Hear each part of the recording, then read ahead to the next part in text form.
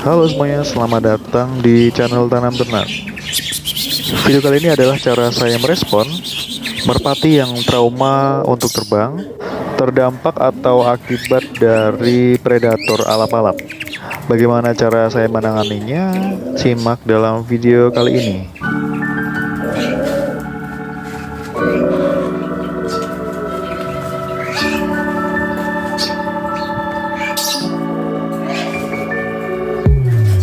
Pagi ini dimulai dengan cara membuka penutup sangkar yang fungsinya adalah untuk membatasi partikel yang masuk ke dalam hidung merpati. Kenapa sangkar harus ditutupi? Hal itu dilakukan untuk mencegah partikel yang masuk ke hidung merpati melebihi ambang yang sewajarnya atau seharusnya. Hal itu bisa dilakukan untuk berbagai jenis avian, seperti kandang ayam, bebek, puyuh, dan jenis kandang avian lainnya.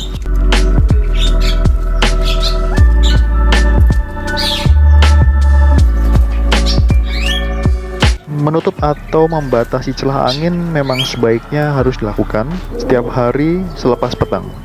Dengan seperti itu, merpati akan aman dari virus yang terbawa oleh angin. Ya, setidaknya kemampuan imun mereka tetap terjaga.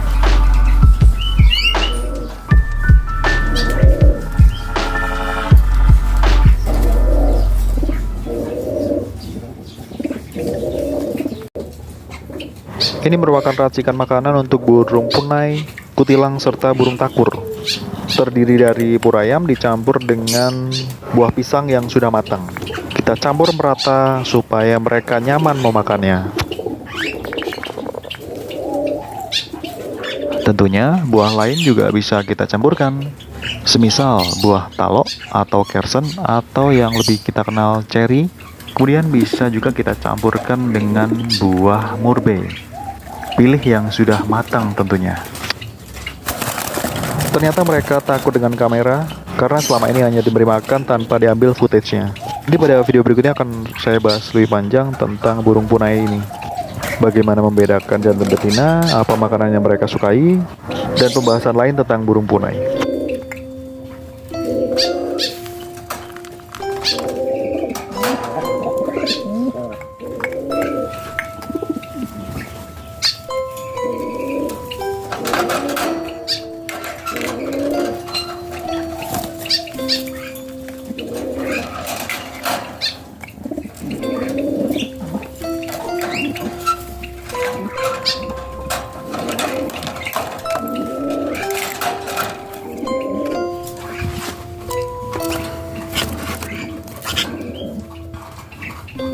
Dan beberapa minggu lalu saya juga mendapatkan sepasang burung kutilang.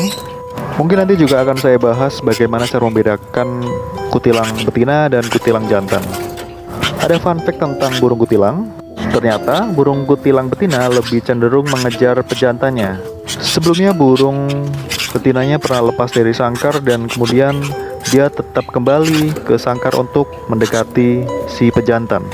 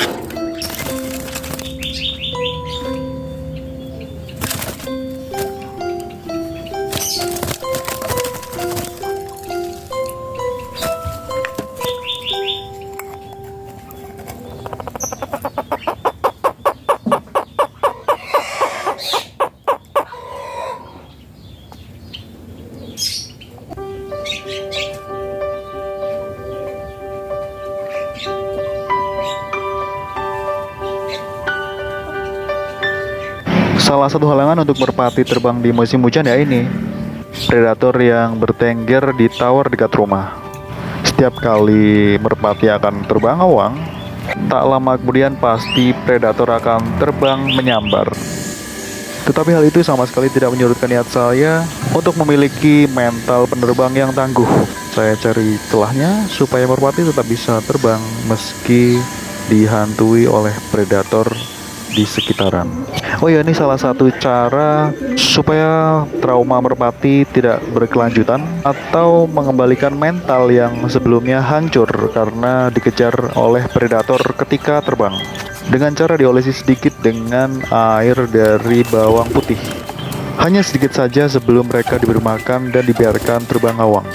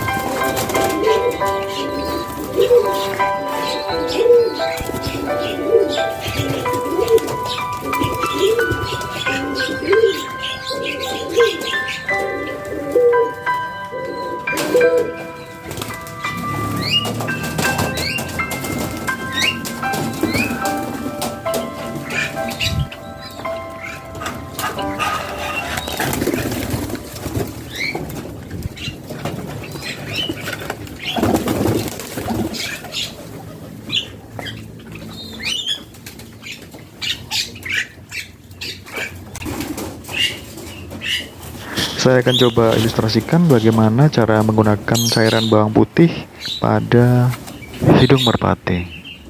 Bagian yang akan kita olesi cairan bawang putih yaitu yang terdapat pada bagian atas lubang hidungnya. Kurang lebih seperti ini, kita olesi beberapa kali hingga cairannya menempel atau terkena bagian yang berwarna putih tepat di atas lubang hidung merpati. Dalam video terlihat susah melakukannya karena biasanya merpati saya pangku, lalu kepala akan saya pegang dengan tangan kiri. 1 oles 2 oles cairan bawang putih sudah cukup, lalu kita terbangkan kembali atau lepaskan merpati untuk bertengger di genteng. Hal ini dilakukan pagi hari sebelum mereka dilepaskan dari sangkar, dan kemudian setelah kita beri cairan atau olesi dengan cairan bawang putih tadi, kita beri makan mereka. Makanan yang saya berikan masih sama, yaitu dedak bercampur dengan beberapa bubuk herbal, kunyit, jahe, serta kencur. Tidak lupa juga ditambahkan dengan tepung dari umbi rumput teki.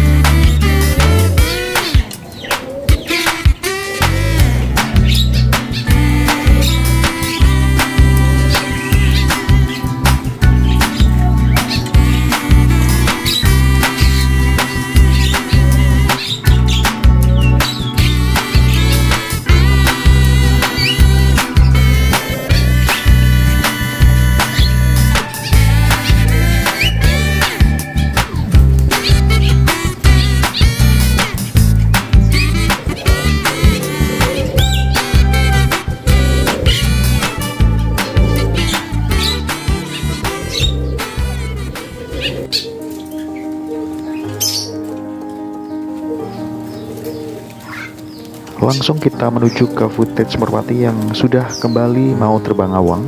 Sekarang memang terbangnya agak sedikit siang karena menunggu alap-alapnya pergi dari tempat dia bertengger, yaitu di tower dekat rumah. Dengan cara menghindar atau menunggu si alap-alapnya pergi, maka kita bisa dengan tenang membiarkan merpati kita terbang ngawang. Ya kurang lebih butuh waktu 1 minggu untuk treatment dan mengembalikan mental mereka setelah mentalnya down akibat dikejar oleh alap-alap sewaktu terbang. Awalnya memang mereka sangat tidak mau untuk terbang dan hanya terbang di sekitaran ketinggian pohon kelapa. Namun sekarang terbangnya mulai kembali tinggi dan putarannya juga kembali meluas. Tidak hanya berputar di sekeliling rumah saja. Meskipun musim alap-alap masih berlangsung kemungkinan hingga akhir Desember, namun dengan cara memilih waktu terbang yang tepat, kita bisa tetap membuat mereka ngawang tanpa ada kendala sama sekali. Pada intinya kita harus menghindari waktu pagi sekali serta kurang lebih jam 4:30 sore. Waktu tersebut adalah waktu yang sangat riskan ketika kita membiarkan merpati kita terbang ngawang, apalagi ketika si alap-alap bertengger di tower dekat rumah atau dekat dengan kandang merpati. Ketika pengaturan jam terbang atau jam ngawangnya tidak membuahkan hasil, silahkan dicoba untuk mengolesi cairan dari bawang putih ke hidung merpati. Perlu diingat, olesi sebelum keluar sangkar dan sebelum mereka diberi makan untuk kemudian dibiarkan ngawang. Amati perubahan tingkah laku dari cara terbang merpati. Apakah dia tetap terbang rendah ataukah terbangnya sudah mulai berani untuk lebih tinggi? Cara lain yang bisa kita lakukan adalah dengan memecah koloni menjadi beberapa bagian. Sebagai contoh, sebuah koloni yang berisi 20 ekor merpati bisa kita pecah menjadi 4 bagian. Jadi setiap koloni bisa terbang sekitar 5 ekor. Kita biarkan mereka terbang secara bergantian. Lalu kenapa harus dibagi menjadi 4 bagian?